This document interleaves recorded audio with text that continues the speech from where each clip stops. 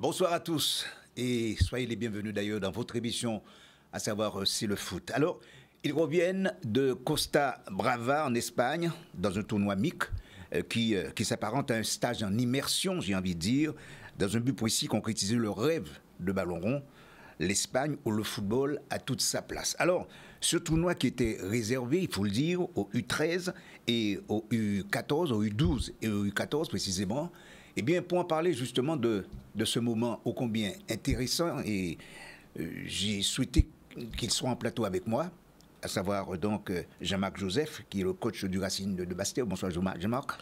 Bonsoir Richard. Qui du reste était du voyage. Hein. Tout à fait. Superbe voyage. Super voyage. Superbe expérience. D'accord. Pour les enfants, mais également pour nous les coachs. Exactement. Alors, je ne sais pas, mais tu m'expliques quelque chose. Alors, quand je dis toi, Manoa Romain, tu fais partie de la solidarité scolaire. Oui. Tu as quel âge? Tu as 10 ans? Oui, j'ai 10 ans. Et tu étais surclassé. Oui. C'est formidable. Tu vas nous expliquer tout ça hein, tout à l'heure. D'accord. Bon, et puis, quant à toi, Whitney Philippe, toi tu es quoi? Tu es de la MJCA, la MJC Abîme. Oui. Donc tu as 13 ans, et là aussi tu étais surclassé. Non. Ah, tu fais partie des J'ai U14. 13 ans, mais je vais avoir 14 ans. Ah bon, d'accord. Donc tu n'étais pas surclassé. Non. Jean-Bart, ça va? Ça va Richard. Oui. Alors, être avec les jeunes comme ça, qu'est-ce que ça te fait déjà? C'est bien, ça amène de la fraîcheur. Oui, ça amène de la fraîcheur, et puis ce qui prouve quand même qu'il y a de bonnes graines chez nous. Alors, Jean-Marc, parle-nous un petit peu de ce voyage mémorable, je dirais, en Espagne. Oui, un voyage mémorable. Je pense que le mot n'est pas assez fort. Je pense que les enfants ont pu côtoyer au plus près, vraiment Oui. au plus près, ce qui se fait de mieux sur la planète foot. Oui. C'est un tournoi où il y avait 39 nationalités. Tous les plus grands joueurs sont passés par ce tournoi. Donc les Messi, les Ronaldo, les Oui. Ronaldo brésiliens, les avec un format pour les U12 qu'on ne connaît pas trop en Guadeloupe, puisque c'est du foot, c'est du foot à 7. Donc voilà, donc nous également, on a appris en tant que coach, avec les échanges, avec les différents coachs. Mais franchement, un tournoi d'une grosse organisation, avec une cérémonie d'ouverture, on se serait cru au JO. Donc les enfants vraiment en ont eu plein les yeux. Voilà. Donc on voit un peu les images là, où on a le drapeau de la Guadeloupe qui a un peu rayonné sur cette cérémonie d'ouverture. Oui, cérémonie d'ouverture, là on voit toutes les délégations qui sont présentes. 39 délégations. 39 délégations, et tout cela sur combien... en fait, c'est un véritable complexe sportif, j'ai envie de dire. C'est une Combien de stades à peu près? une organisation extraordinaire. Je crois qu'il y avait une vingtaine de stades, tous plus beaux les uns que les autres. On a joué aussi bien sur du synthétique que sur du gazon.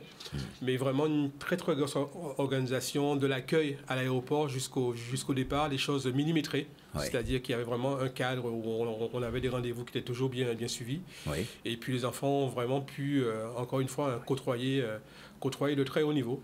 Ils étaient dans le même hôtel que Barcelone, le même hôtel que l'Espagnol. Ils ont vu un petit peu ce que c'est que la rigueur, ce que c'est que la concentration, ce que c'est que les gamins de Barcelone Oui. qui se déplaçaient ensemble, qui mangeaient ensemble, Oui. qui avaient un staff extraordinaire. Donc, et côtoyer ces enfants-là. Voilà, donc c'était vraiment une magnifique expérience. Magnifique expérience. D'ailleurs, la thématique de cette émission, c'est quoi? Une académie de foot peut-elle contribuer à la réalisation de son rêve? On va en parler. Pourquoi? Parce qu'en fait, les gamins, s'ils sont partis là-bas, c'est qu'ils ils voulaient demain, pourquoi pas être footballeur professionnel. Je commence avec toi, justement, Manoa, parce que, je le disais, toi, tu étais là-bas, 10 ans. Qu'est-ce que tu as retenu d'essentiel dans ce tournoi? Qu'il y a de meilleurs joueurs que nous et qu'il faut beaucoup plus travailler en Guadeloupe, que le niveau est très élevé et que c'est une très belle expérience. De se frotter justement à ces gamins des autres clubs, tu t'es senti comment? Est-ce que tu étais, je sais pas, est-ce que tu te sentis bien, à l'aise, parfaitement à l'aise? Ou alors tu t'es dit, bon Dieu, oui, je préfère rester sous la touche. Qu'est-ce que tu t'es dit?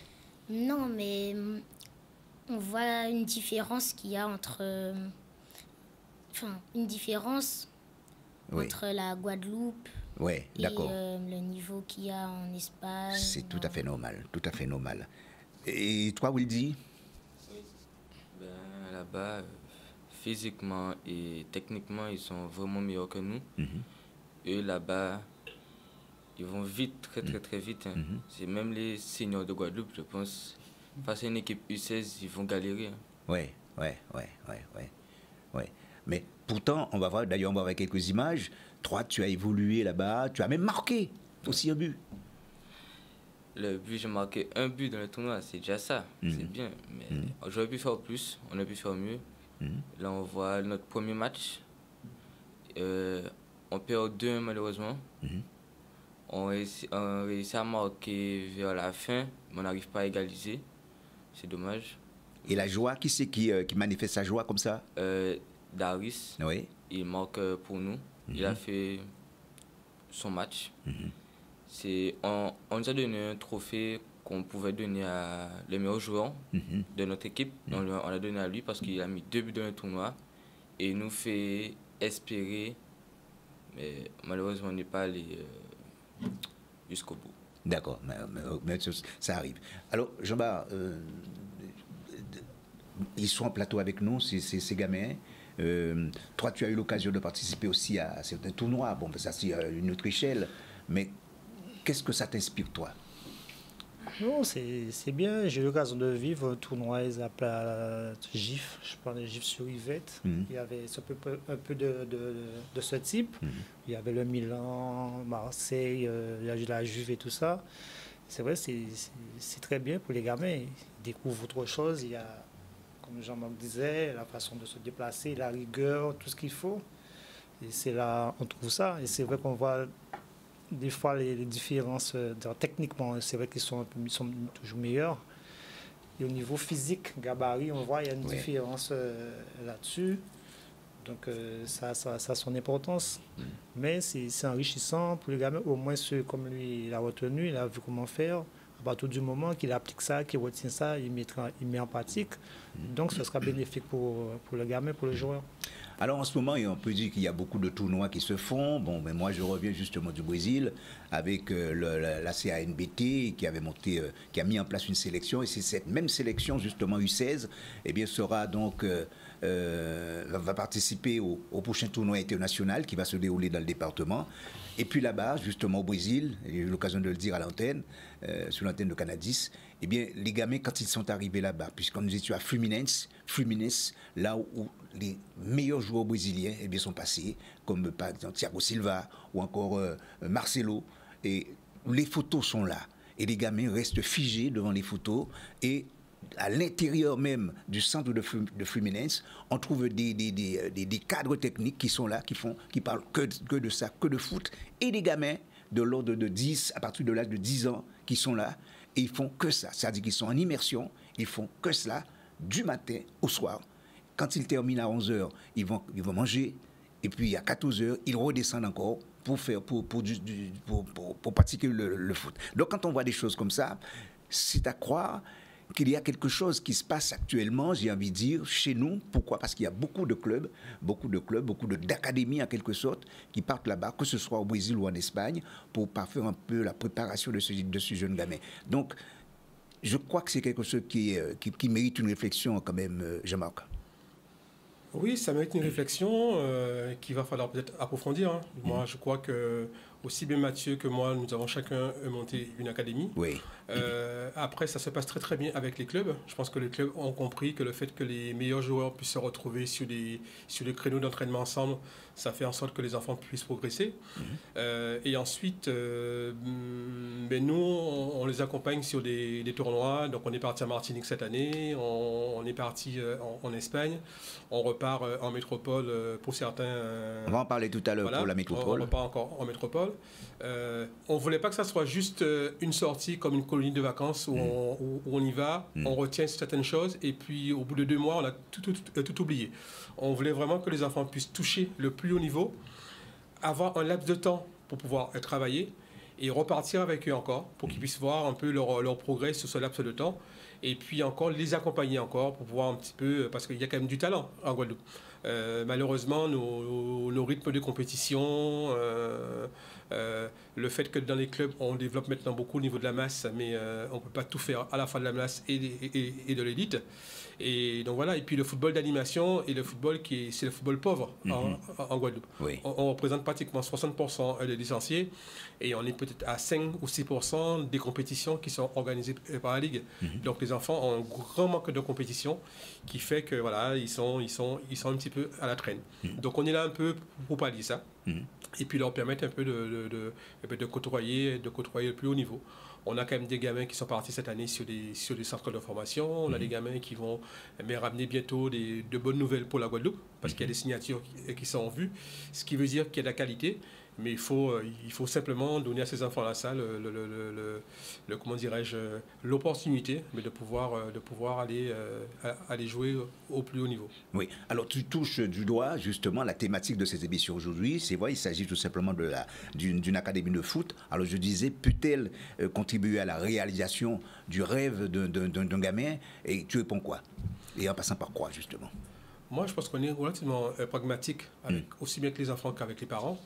La chance qu'on a, c'est de pouvoir, sur ces académies, entre guillemets, c'est de pouvoir accueillir des jeunes à fort potentiel. Donc c'est beaucoup plus simple que dans un club où on a des enfants qui ont des niveaux différents.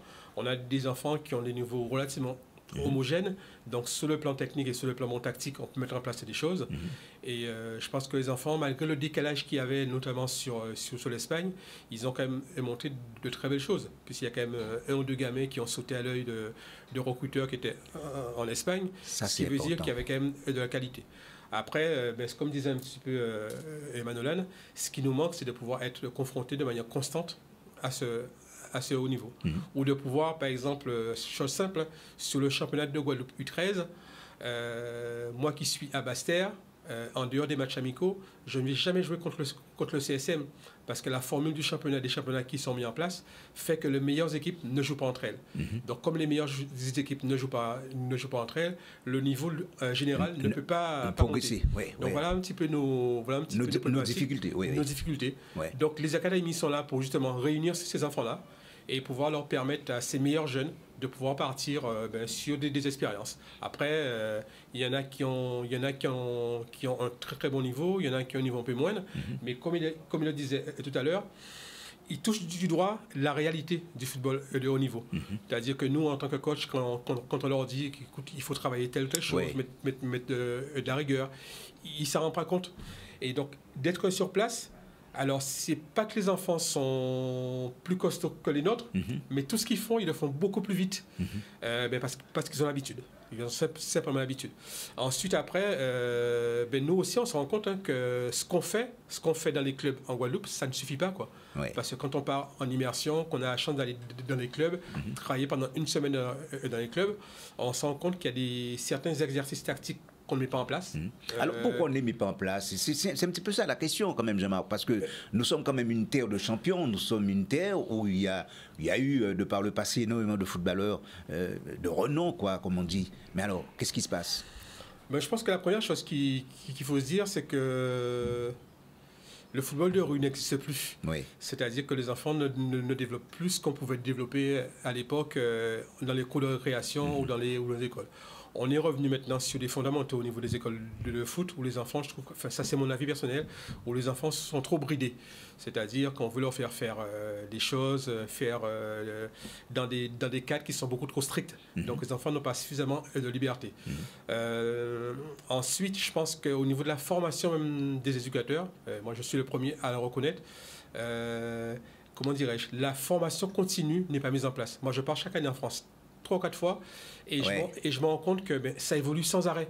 C'est-à-dire que les enfants, ils évoluent et en même temps, les techniques d'entraînement, les méthodes d'entraînement, elles évoluent. Et je pense que nous, en Guadeloupe, on est un petit peu en retard par rapport à cela. Alors, sans vouloir faire de peine à quiconque, puisque certainement, il y a des éducateurs qui nous écoutent en ce moment, l'idée première, ce serait qu'ils qu'ils partent en formation, nos éducateurs. Oui, mais je pense que ce serait une bonne chose. Ouais. Après, on a la chance d'avoir en Guadeloupe un CREPS qui pourrait être un laboratoire à ciel ouvert malheureusement, le CREPS n'est ouvert à personne. Donc, c'est un peu compliqué lorsqu'on a un outil qui est performant, un outil de la Fédération française de foot, et que les éducateurs de Guadeloupe ne peuvent pas aller au CREPS, ne serait-ce que sur une semaine d'entraînement, pour voir un peu ce qui se passe. Donc, on est obligé de partir. On est obligé de partir. Donc, ceux qui ont la chance de partir se remettent un petit peu en cause. Mais ceux qui n'ont pas la chance de partir, eh bien, on continue un petit peu dans les erreurs que l'on fait. Et donc, ce que je dis souvent, nos enfants, parfois, ils méritent mieux, quoi. Est-ce que tu penses que si en Guadeloupe, on avait un centre de formation, ce serait l'idéal? Mais on a un CREPS, ça. Oui, mais on a un centre de perfectionnement. Voilà, parce que moi, je pose la question, puisque tu n'es pas sans savoir, il y a un centre qui devait être construit du côté de Bémao. Tout le monde le sait. Malheureusement, ça ne s'est pas fait. Il y a eu des décisions, je pèse les mots, hein, il y a eu des décisions politiques qui ont fait que finalement, ça ne s'est pas tenu. Mais le terrain est là. Donc, et ça, je crois que c'est à l'époque où il y avait le président Séné qui était particulièrement d'accord, mais bon, il y avait une divergence politique, ce qui fait que finalement, et il y a le président à l'époque qui était venu, Noël Le Gret, qui était venu ici justement pour signer cet accord, mais finalement, ça ne s'est pas fait. Donc, je me pose la question, si on avait ce centre de formation, est-ce que ce ne serait pas quelque chose de viable? Est-ce que ce ne serait pas quelque chose qui permettrait à ce football de connaître une autre dimension? Moi, je pense. Mais je pense également, la chose fondamentale pour moi, c'est que c'est comme sur le cursus des enseignants. Je pense qu'une fois qu'on a validé le diplôme, on est un petit peu laissé dans la nature, quoi. Alors qu'un éducateur a besoin sans cesse d'être stimulé, d'être orienté, d'être d'emmagasiner encore de l'expérience. Moi, quand je vais par exemple dans les clubs en métropole, après c'est des clubs pro, certes, mais quand je vais dans les clubs en métropole, tous les jours, les gars sont au boulot, quoi. Tous les jours, il y a des réunions, ils apprennent, ils échangent, ils évoluent pour que les gamins puissent progresser. Nous, une fois qu'on a notre diplôme, on retourne dans nos clubs respectifs. Et puis, avec le même train-train. Et puis plus rien ne se passe, quoi. Plus rien ne se passe. Jean-Baptiste. Oui, c'est vrai, tu as fait raison.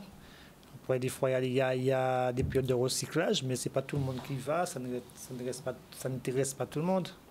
On reste dans les habitudes. Et c'est vrai que, Jean-Marc, il y a la possibilité d'aller trois fois de l'autre côté, de l'Hexagone, mais tout le monde n'a peut-être pas cette possibilité. Ouais. Donc, je pense qu'il faut se pencher là-dessus et faire quelque chose de concret à ce niveau. Et je crois qu'il y a une autre réflexion avec cette nouvelle génération aussi, parce que de plus en plus, quand je discute avec les jeunes cadres, ils ont à peu près la même réflexion que toi. Ça veut dire que les anciens entraîneurs, finalement, ils disent que ça ne les intéresse pas tellement, le recyclage. Mais cette jeunesse qui vient là, qui existe déjà dans un premier temps, parle de ça. Je pense que c'est une chose qui devait se faire un petit peu. Moi, je vois un petit peu la différence. Moi, je vais peut-être passer bientôt de l'autre côté de la barrière. Je vois que la relation avec les jeunes, elle est plus difficile pour nous, qui sommes, entre guillemets, des anciens. Parce que les enfants, ils ont évolué et que nous, on est resté un petit peu dans les schémas où les enfants... schéma traditionnel. Ouais. Et je vois que la relation avec les nouveaux éducateurs, les jeunes éducateurs, ils ont un contact beaucoup plus facile avec les enfants. Et moi, je vois un petit peu dans mon entourage, notamment sur la Bastière, avec les nouveaux éducateurs qui sont arrivés, ils sont beaucoup plus curieux. C'est vrai qu'ils recherchent énormément, ils vont sur le réseau, ils se renseignent énormément, ils essaient de mettre en place de nouvelles choses. Après, c'est vrai que les clubs n'ont pas toujours les moyens de leur offrir comment dirais-je, un matériel conséquent, c'est-à-dire d'avoir une surface de terrain, une bonne surface, ou d'avoir c'est un mot qui parfois qui choque dans les clubs. C'est-à-dire que le club, ce qui intéresse, c'est d'avoir un nombre de licenciés. Le nombre de licenciés, d'avoir des recettes dans le club.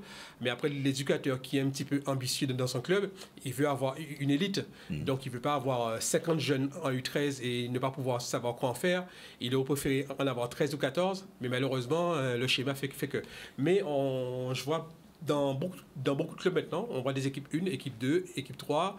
On voit que parfois les équipes 1 s'entraînent plus que les autres équipes. Et je vois que les nouveaux éducateurs se penchent davantage sur ça. l'un des trucs fondamentaux, c'est que lorsqu'on va maintenant dans les tournois, Oui. à mon époque, notre génération à nous, alors nous on criait après les enfants, on criait après les arbitres, Oui, c'était d'accord. plus de voilà. Et je vois maintenant que les éducateurs, les nouveaux éducateurs, ils sont beaucoup plus calmes. Les consignes sont beaucoup plus positives.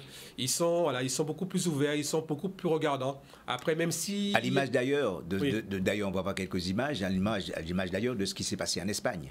Tout à fait, je vois.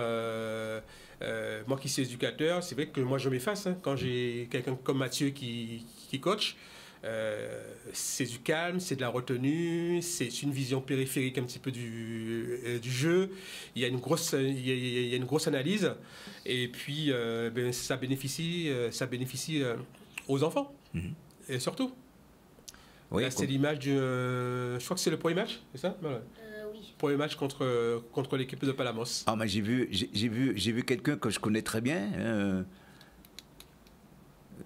Ouais, je crois que c'est lui qui a le ballon en ce moment. Ouais, Il me fait penser à quelqu'un. Une dernière passe. Son père est sur le plateau actuellement. Et Lucas, voilà. Ouais. Qui évolue, qui continue d'évoluer, aussi bien avec son club du Racing qu'avec Soccer.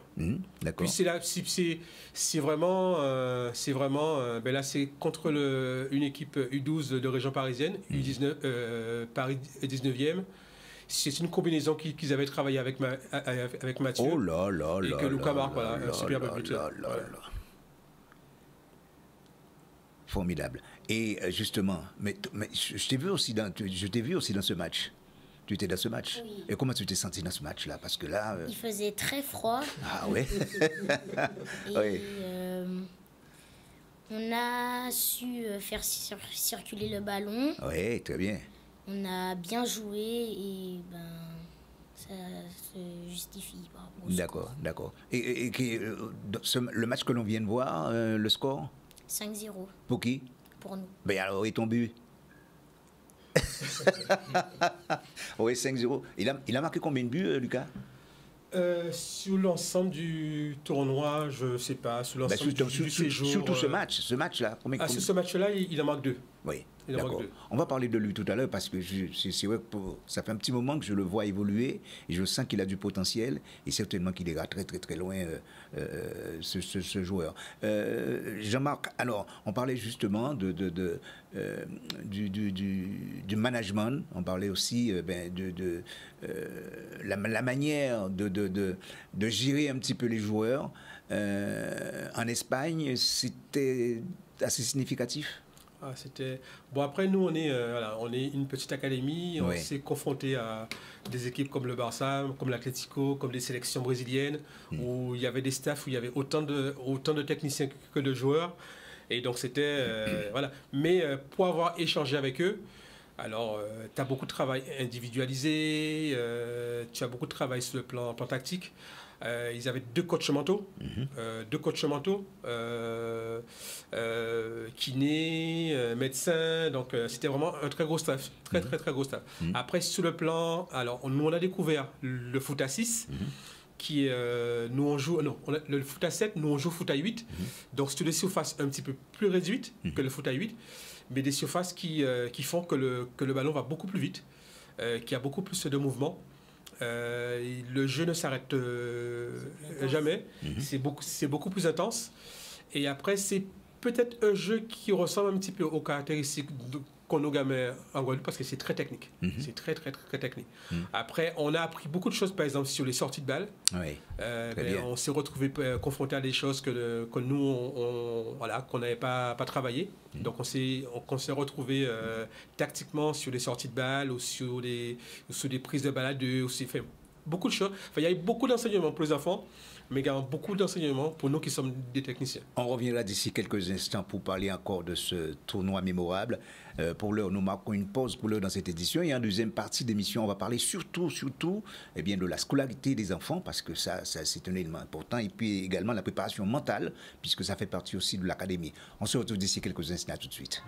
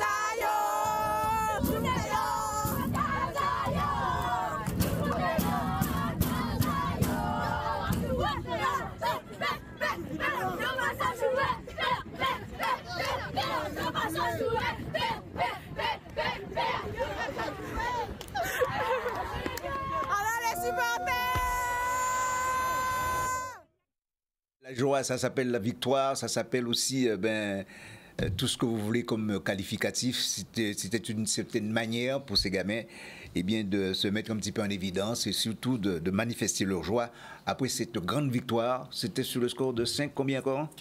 4-0. 4-0 et 3, tu as chanté comme tout le monde. Hein. Oui. Et alors, après une victoire comme ça, qu'est-ce qu'on a envie de faire? C'est de chanter, De fêter. De quoi? De fêter. De fêter. Et c'était vraiment la fête? Oui. D'accord.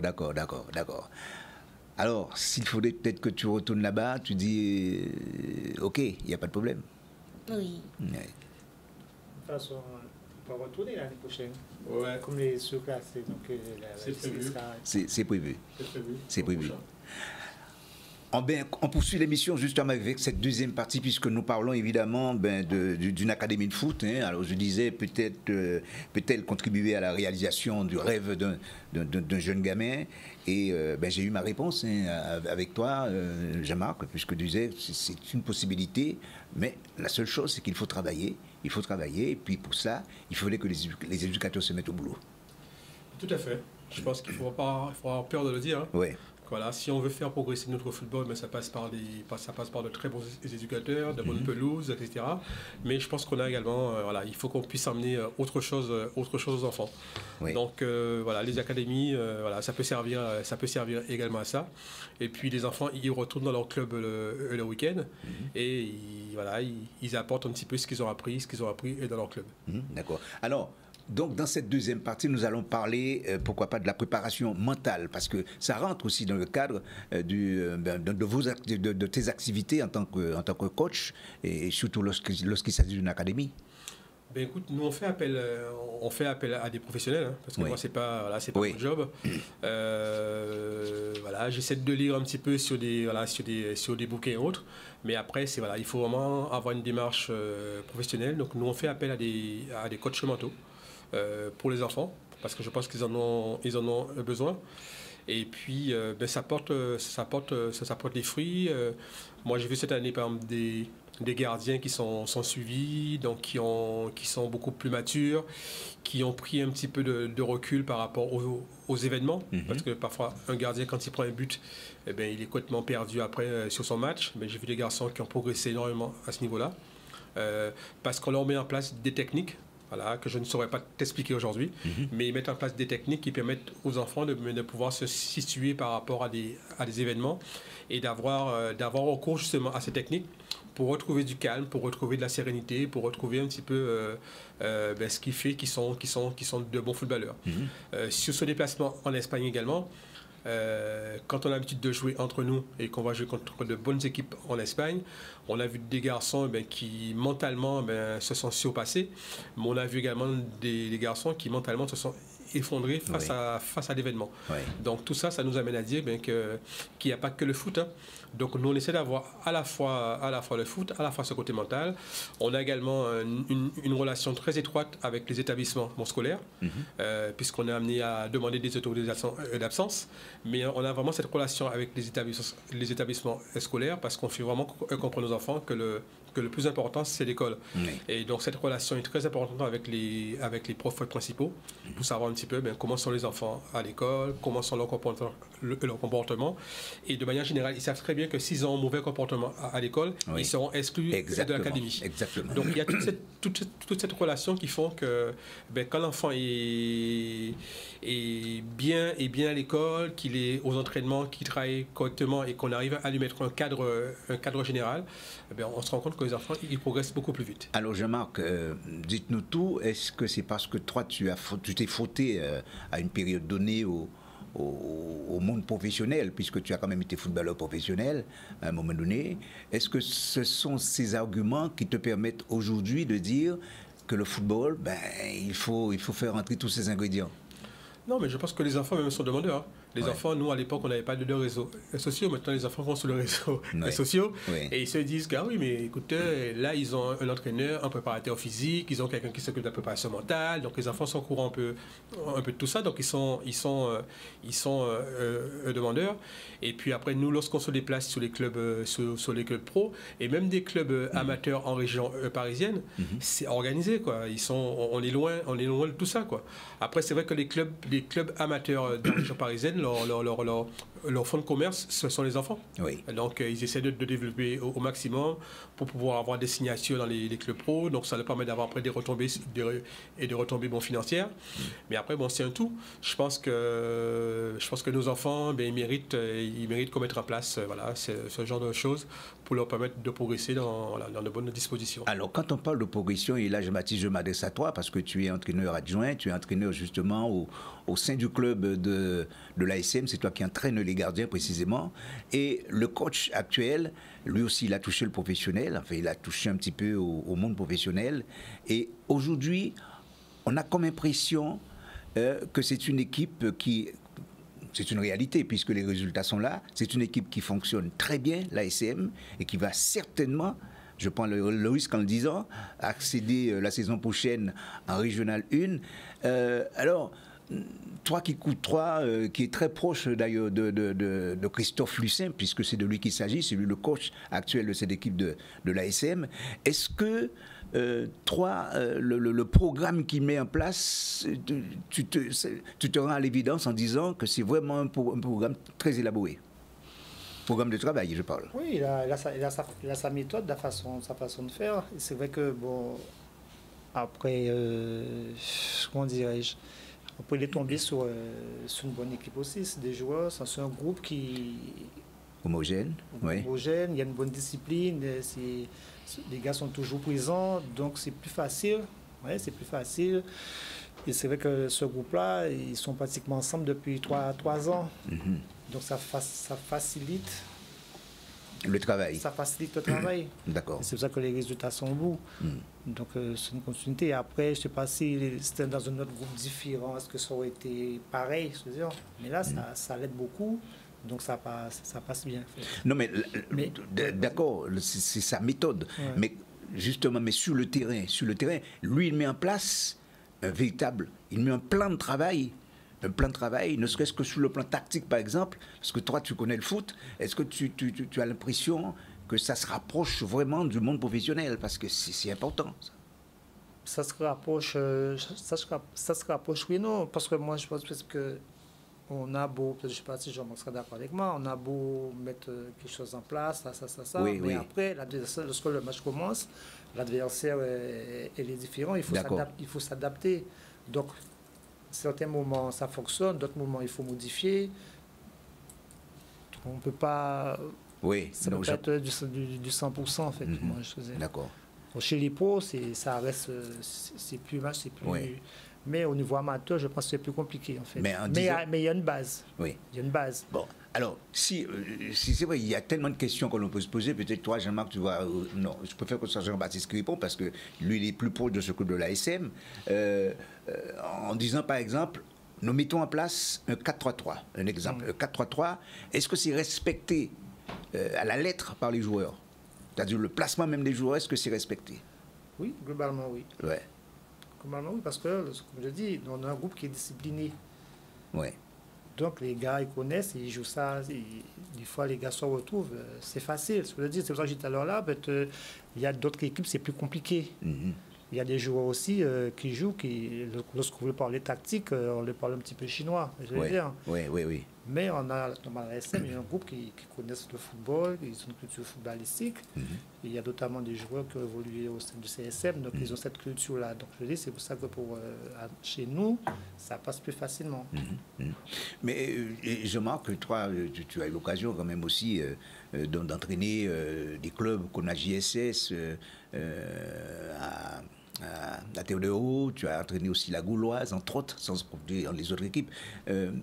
Aujourd'hui, pour qu'un joueur puisse évoluer convenablement dans un club, quels sont les critères importants que tu pourrais les conseils que tu pourrais prodiguer à un coach, par exemple? Moi, je pense que c'est...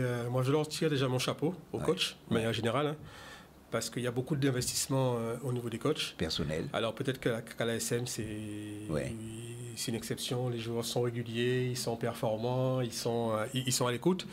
Mais bon, je ne joue pas trop au match, mais j'entends un petit peu les commentaires des différents entraîneurs qui se plaignent un petit peu de l'absentéisme au niveau des entraînements.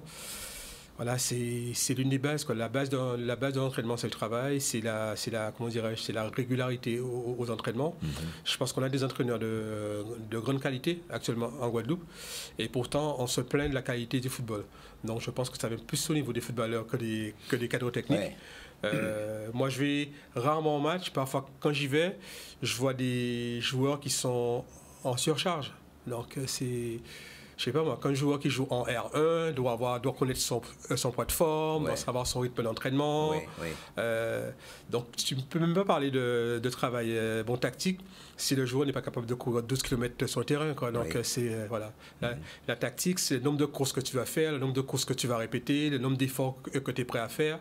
Donc voilà, donc j'écoute un petit peu de loin, j'ai l'occasion d'échanger avec Richard, d'échanger avec Moïse, d'échanger avec des coachs, et je me rends compte que voilà, c'est difficile. C'est difficile. Et puis aussi derrière ça, il y a toutes les difficultés qui s'en suivent, ne serait-ce que sur le plan alimentaire, par exemple. Et ça là encore, c'est un beau travail.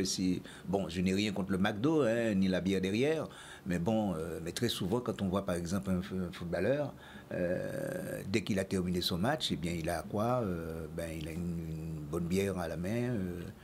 Et puis Nagoulou, quoi, par exemple. Non, c'est difficile. Sincèrement, c'est vraiment difficile. Je sais pas.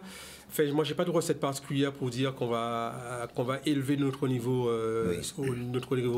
régional. Hein. Je pense que c'est beaucoup plus facile avec les jeunes, parce que les jeunes sont réguliers aux entraînements. Les parents les déposent, ils aiment ça, ils viennent. Il n'y a pas de rétribution derrière. C'est vraiment de la passion. Notre championnat de R1 que je suis de loin, comme je le dis. Je sais pas, moi, quand je discute avec beaucoup de gens, on me dit que le niveau baisse. Quand je parle avec des coachs, pareil, hein, il y a une équipe, pour ne pas citer le Sporting, qui joue le titre, et j'entendais Michael qui se plaignait que les joueurs n'étaient pas aux entraînements. Donc il a eu l'occasion de le dire. C'est compliqué, quoi. C'est compliqué. Donc voilà, c'est vraiment très compliqué. Nous, on n'a pas à se plaindre, c'est beaucoup plus simple chez les jeunes. Hein. Les gamins, ils sont là, ils ont ça pétille dans les yeux, ils sont aux entraînements, voilà. Donc voilà, c'est à nous, avec ces jeunes, de pouvoir faire en sorte que le football y progresse.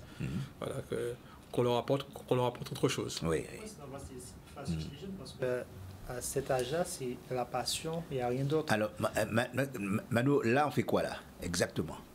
Cette séance, c'est quoi? Là, c'est une séance avec mes jeunes là, du Racing et quelques jeunes qui viennent à l'académie. D'accord. Donc on travaille beaucoup au niveau de la motricité, hein. Mais ça c'est partout pareil. Et maintenant, on se rend compte que les enfants, nous à notre époque, moi j'allais à la pêche, j'allais à la chasse. On jouait à divers jeux que les enfants ne font plus. Donc, leur apprendre à courir un petit peu, à maîtriser un petit peu leur corps, les bras, les jambes. Et donc, travailler beaucoup sur la motricité avec et sans ballon. Voilà. Après, c'est des exercices, voilà. Comme je veux dire, on a la chance pour certains de pouvoir partir très souvent. Et donc, voilà. Et je suis en train de les regarder, et puis ils assimilent très très vite. C'est ça qui est extraordinaire. Donc, ça prouve... Les enfants, alors je sais pas, moi, je veux mettre en place un travail avec des seniors. Ils vont le faire, ils vont pas me demander pourquoi ils le font. Je travaille avec des jeunes, ils vont le faire, mais ils vont me demander pourquoi ils le font. Et donc, le seul fait de demander pourquoi ils le font, ça permet aux enfants d'intégrer davantage le travail et de le faire avec beaucoup plus de passion, parce qu'ils savent que ça va servir à autre chose. Ça va servir à travailler un petit peu ma vitesse, ça va servir à travailler un petit peu ma vélocité, ça va servir à pouvoir travailler plus ma maîtrise au niveau du ballon, je vais pouvoir dribbler mieux, donc voilà. Et est-ce que c'est un travail qui se fait au quotidien, c'est-à-dire quasiment tous les jours peut-être, chaque jour? Pour ceux qui travaillent avec moi, tous les jours, on fait de la motricité. À chaque séance, on fait de la motricité. Alors là, on a la chance d'avoir une aire de jeu à démarrer, un petit pari, qui nous permet d'avoir une surface qui est relativement qui est relativement bonne pour ce genre de travail, mais on le fait de manière systématique. Systématique, donc travail de motricité, avec et sans ballon. Et après, beaucoup de jeux à 2, beaucoup de jeux à 3, voilà. En leur proposant un maximum de choses. Voilà. Alors, Manola, justement, puisqu'on parlait d'études tout à l'heure, on parlait de la scolarité. Oui. Toi, tu es en 5e, c'est ça? CM2. En CM2, voilà. Donc, c'est vrai, on sait que tu aimes beaucoup le football et tu aimes aussi l'école. Oui. Ah oui, d'accord. Alors, être en CM2, ça veut dire que tu es sur le point de pourquoi pas passer en 6e. Tu as de très bonnes notes en ce moment? Oui. Tu travailles dans quel domaine? Où tu as de meilleures notes? En histoire, en maths Oui. et en EMC. Et tu fais déjà de l'anglais? Il y a de langue vivante que Oui. tu fais? Et tu te De débrouilles bien en l'anglais. anglais? Oui, avant ça allait, mais là, c'est plus trop ça en anglais. Ouais, d'accord. Ouais, d'accord. Et le maths alors? Ça, je me débrouille très bien en D'accord, maths. d'accord. Et demain, c'est intéressant justement d'avoir ces informations. Demain, bon, tu apprends très bien tes leçons, pas de problème. Tu aurais voulu être footballeur professionnel? Oui, bien sûr. D'accord. Mais tu es conscient, pour être un footballeur professionnel, qu'est-ce qu'il faut en termes de qualité? Qu'est-ce qu'il faut? Il faut de la rigueur, il Oui. faut travailler tout le temps. Oui. Et c'est pas que jouer bien au football, il faut avoir une intelligence de jeu. Très bien. Et Oui. voilà. Oui. Et puis tu sais aussi, justement, celui qui travaille très mal à l'école, eh bien forcément, demain, il aura des difficultés pour être footballeur. Oui, Et ça, c'est tu le sûr. sais. Autrement dit, il faut que les deux fonctionnent quasiment ensemble. Mais c'est la même question que je te pose, hein, justement, Will dit. Toi, tu es en Quatrième. en 4e, tu m'as dit, et puis toi aussi, tu passes en 3e. Oui. Bon, demain, tu as une idée de ce que tu veux faire? Non, pas encore. Pas encore. Bon, enfin, en dehors du foot, est-ce que tu voulais peut-être travailler dans un domaine précis, par exemple? Je sais pas, je suis en train de réfléchir, mais je sais pas encore. Ouais. Et sur le plan scolaire, comment ça va pour toi? Ça se passe bien. Hein. Ouais, Vraiment, de bonnes notes en anglais, en maths, en sport surtout. Ouais. Et en histoire et géo, c'est un petit peu compliqué. Ouais, peut-être aussi en espagnol, non? Tu parles un petit peu? Non, je ne fais pas espagnol. Pas encore. Ouais, tu étais mal à l'aise là-bas quand tu étais en Espagne? Non, je parlais anglais, ça allait, parce que là-bas, tout le monde parle anglais. Ah Tout le bon? monde, ils parlent espagnol et anglais, ils parlent les deux langues. D'accord. Oui, bien sûr. Eh bien, voilà, Jean-Marc, c'est ça, notre jeunesse. Et puis, forcément, quand toi, tu es avec ces gamins-là, moi, j'imagine que tu te sens bien. Pourquoi? Parce que tu sens qu'il y a une volonté, il y a des idées, il y a la suite des idées derrière. Oui, et puis il y a des parents qui sont derrière. Oui, Donc, il y a c'est ça ça aussi. qui est le plus important. Ce ne sont Oui. pas des enfants qu'on nous lâche comme ça, Exactement. comme dans une cour de récréation. Oui. Les parents sont là, donc ils inscrivent leurs enfants, ils attendent une qualité au niveau du travail qu'on propose aux enfants. Et puis il y a vraiment cette relation qui est très étroite avec les parents, puisque on doit voyager, on doit bouger, donc les parents sont... Enfin, c'est la différence avec le club où les parents ils vont déposer des enfants parce que le Oui. club c'est un peu la galerie, quoi. Je fais mes courses. Là, mais les parents sont présents, ils sont demandeurs d'informations, ils sont à l'écoute un petit peu de ce qu'on est capable de proposer aux enfants. Et puis ils n'hésitent pas non plus à nous faire des remarques s'il y a des choses qui ne sont pas... Très bien. donc c'est... Est-ce que chaque personne reste à sa place? C'est-à-dire, quand je pose la question, je veux dire, par exemple, les parents restent évidemment à leur place. C'est important, hein? Par exemple, dans le domaine technique, est-ce que quelquefois il y a des interventions des parents? Est-ce que ça t'arrive parfois d'avoir des parents qui te disent oui, mais j'aurais voulu que mon fils soit ça? Non. Non, enfin, ce qu'on essaie de faire, nous, c'est déjà d'avoir des, comment dirais-je, de manière trimestrielle, d'avoir un petit retour aux parents. Voilà, savoir que voilà, l'enfant, il a évolué dans tel ou tel domaine, il doit travailler dans tel ou tel domaine. Après, les enfants, il n'y en a aucun qui est aujourd'hui à l'académie, aux académies, à qui on a dit peut-être tu seras un joueur professionnel. Hein. Voilà, on leur dit simplement, là, vous êtes de bons joueurs, il faut travailler. Le fait de les emmener à l'extérieur, ils se rendent compte qu'avec du recul, la route est encore longue.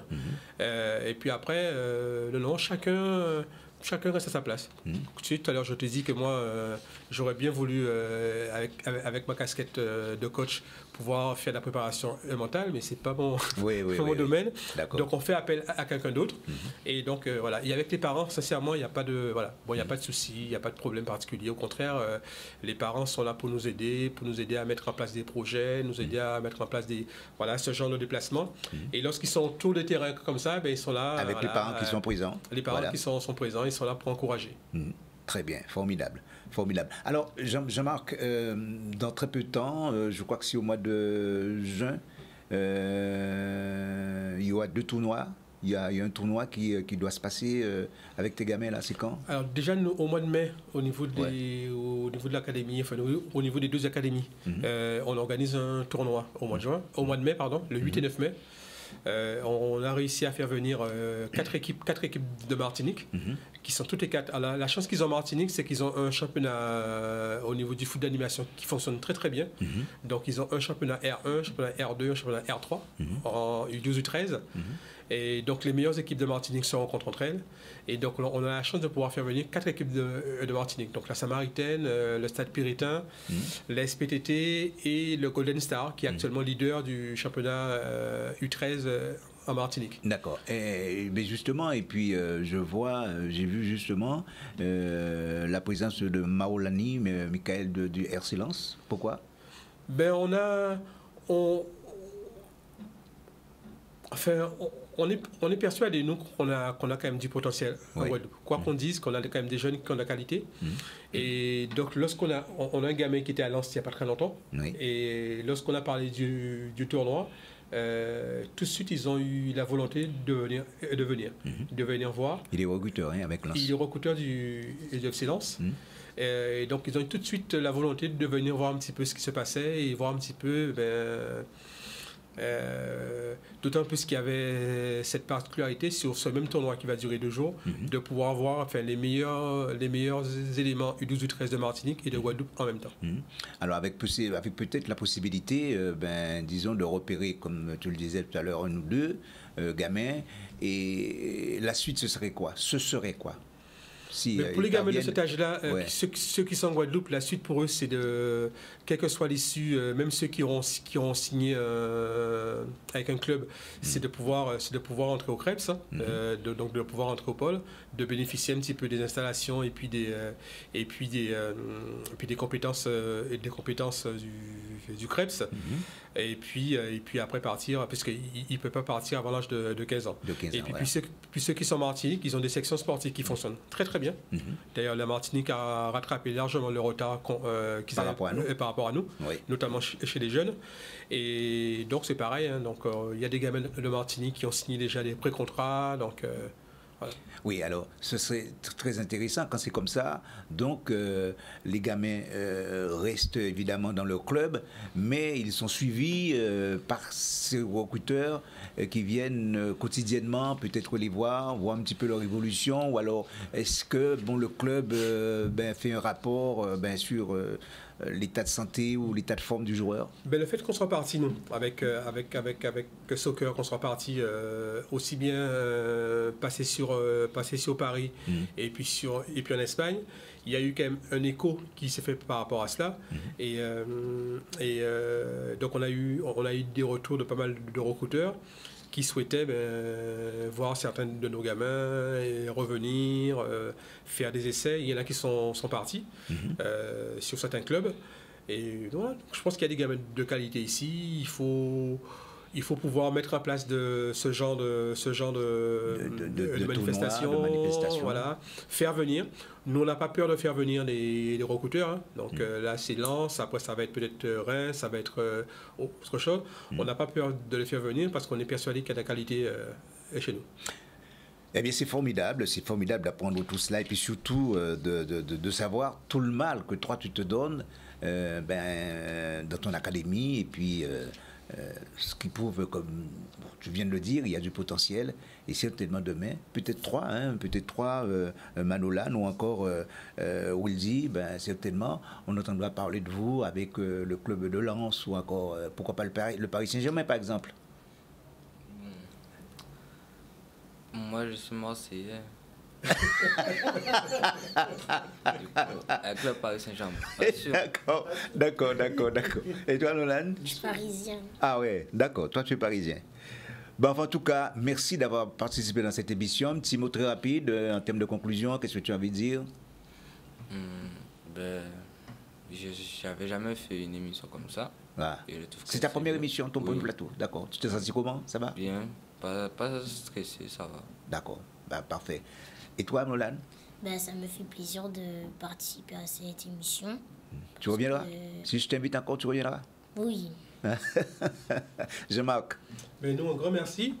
Ensuite, on sera en métropole en Bretagne début juin, pour certains.